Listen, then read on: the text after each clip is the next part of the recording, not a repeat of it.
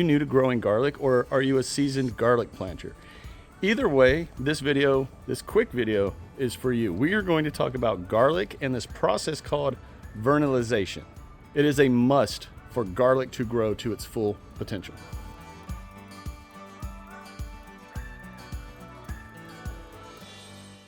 So what does garlic need in order to grow to its full potential? It needs a good, well-draining, rich, nutritious soil. Absolute must. Gotta have that. Now, besides that, what does it need?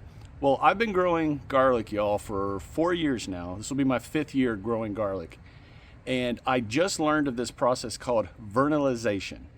And I'm putting the definition of it up right here. But to make this really simple, garlic needs a period of cold weather to germinate its bulbs and to get it to start growing to its fullest potential. Now, like I said, I've grown garlic for 4 years, and I've had big garlics and I've had small garlics. I've never had garlic growing as fast as the garlic is growing right now, and I just planted my garlic 10 days ago. Check this out. All right, y'all, look at the heads coming up. This is insane to me. So how did I get my garlic growing like this? Well, I live in the South, in zone 9A. So everyone watching this video in the South, we don't have real winters down here, y'all. We might get, in my area, we might get 2 to 3 days of below zero, and that's it. So garlic needs that period to get cold. Soft neck garlic needs around 40 days of cold weather to do the vernalization. And how do you do that in the South when we don't get cold for that long? Well, we put them in the fridge. So 7 weeks ago, I got my garlic from Baker Creek. I put them in the fridge and I pulled them out, like I told you all, 10 days ago, got them planted.